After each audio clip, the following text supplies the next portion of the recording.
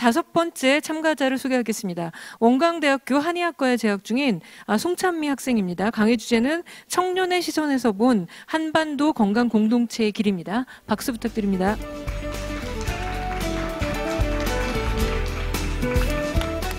네, 안녕하십니까. 저는 청년의 시선에서 본 한반도 건강 공동체의 길이라는 제목으로 발표를 하게 된 발표자 송찬미입니다. 저는 먼저 한반도 건강 공동체의 의의를 밝히고 제가 생각하는 정책적 방향성 그리고 이를 위해 어떻게 구체적인 실천 방안을 마련할 수 있을지 이러한 순서로 발표를 진행해 보겠습니다. 본격적인 발표에 앞서 이 장면 다들 기억하시나요? 네, 지난 4월 11년 만에 남북 정상회담이 판문점에서 이루어졌습니다. 그리고 이제 곧 9월에는 평양에서 세 번째 남북 정상회담이 열릴 예정이고요. 이러한 외교적 흐름 속에 다양한 분야의 문제들이 이슈로 제기되고 있습니다. 특히 정치, 군사와 같은 문제는 비단 우리나라만의 문제가 아니죠. 저는 이때 보건의료 분야의 문제도 이와 비슷한 중요성을 가지고 선제적으로 논의되어야 한다고 생각합니다. 그 이유는 두 가지입니다. 보건의료 분야의 문제는 양국 국민의 생명과 인간 존엄성과 직결된 문제이기 때문입니다. 그리고 두 번째로 이를 해결하기 위해서는 장기적인 관점에서 연구와 투자가 필요하기 때문입니다. 따라서 우리는 이제 한 발 앞서서 그리고 좀 더 상위의 목표를 향해서 노력해야 합니다. 그리고 저는 여기에 한반도 건강 공동체의 의의가 있다고 생각합니다. 서로의 정치 체제는 다르지만 그 다름을 인정하고 그 안에서 북한의 열악한 의료 환경을 어떻게 개선할 수 있을지 그 방안을 모색하는 것, 그리고 정치적 통일은 멀었더라도 건강한 한반도를 만들기 위해서 남과 북이 함께 협력하는 것을 말입니다. 그렇다면 지금 북한의 상황은 어떠한 걸까요? 이를 보시면 남과 북은 기대 수명이 10년 이상 차이가 납니다. 또한 모성 사망비, 아동 사망률, 그리고 결핵 발생률까지 집계된 것만 하더라도 북한이 우리나라에 비해 8배나 많습니다. 이처럼 절대적으로 열악한 환경 때문에 우리 정부는 그동안 백신과 같은 물적 지원을 주로 해온 것이 사실입니다. 물적 지원 굉장히 중요합니다. 하지만 한반도 건강 공동체라는 목표에 비추어 봤을 때에는 부족한 것이 사실입니다.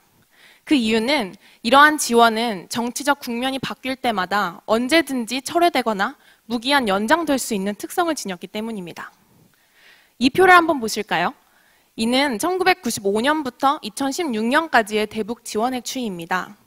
2000년대 초반에는 평균 3천억이 넘는 금액이 매년 대북 지원에 사용됐었는데요. 2008년 정권이 바뀌고 또 천안함 사건과 같은 군사적 이슈가 터지면서 지금 대북 지원액은 굉장히 줄어든 상태입니다. 이는 우리에게 이제는 좀 다른 방식의 접근이 필요함을 시사합니다. 더 근본적이고 더 지속 가능한 방향성을 띈 정책을 새롭게 마련할 때입니다. 그리고 저는 이 정책의 방향성에 인프라와 교육, 이 두 가지가 키워드가 되어야 된다고 생각합니다. 여기서 인프라는 요컨대 의약품을 조달하는 것에 그치지 말고 약재 공장 자체를 설립하는 것처럼 스스로 생산 활동이 가능한 제반시설을 구축하는 것을 의미합니다. 그리고 교육은 기술을 중심으로 이루어지되 이때 응급 매뉴얼이나 진단 프로세스와 같은 무형의 것도 꼭 포함해야 합니다. 그런데 과연 이것을 누가 해야 할까요? 그리고 어떻게 해야 할까요? 저는 국가, 사회단체, 그리고 교육기관이 중심 주체가 되어야 한다고 생각합니다. 먼저 국가는 이러한 정책이 시행되기에 앞서 북한에 대한 세밀하고 폭넓은 이해가 이루어질 수 있는 교류의 발판을 마련해야 합니다. 특히 전문가들의 인적 교류를 활성화하고 또 통일의학과 관련된 연구 지원 예산안을 편성하는 데 힘써야 할 것입니다. 그리고 사회단체입니다. 저는 개인적으로 사회단체의 역할이 굉장히 중요하다고 생각하는데요. 해당 필드에 있는 전문가들이 모인 곳인 만큼 실행 가능한 액션 플랜이 나올 수 있는 곳이기 때문입니다. 따라서 비단 보건의료 분야에만 그칠 것이 아니라 다양한 분야의 전문가들이 모여 구체적인 플랜을 마련하고 이를 통해서 국가 정책에 적극적으로 개입해야 합니다. 또 이러한 플랜과 관련하여 좀 더 구체적으로는 양한방 협동 지원 플랜을 구축할 것을 제안합니다. 현재 북한은 현대의약품과 의료기기가 절대적으로 부족해서 많은 환자들이 1차적인 한방치료만 받고 돌아가는 경우가 허다합니다.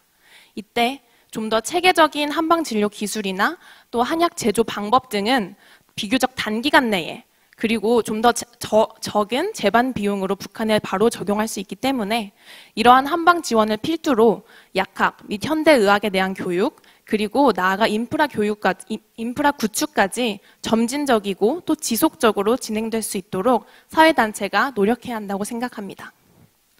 마지막으로는 교육기관입니다. 대학과 같은 교육기관은 북한 의료 실정이나 세계보건에 대해서 연구와 수업을 진행해야 합니다.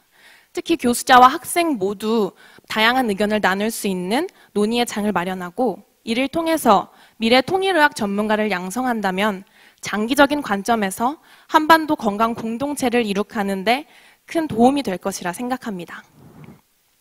이처럼 국가, 사회단체, 교육기관, 그리고 우리 국민 모두의 협력이 있다면 한반도는 인간 모두의 존엄성이 수호되는 하나의 건강 공동체가 될 수 있을 것입니다. 그리고 또 나아가 이것이 정치, 경제, 사회 등 다양한 이념적 차이를 넘어서 진정한 통일을 이룩하는 초석이 되기를 소망합니다. 감사합니다.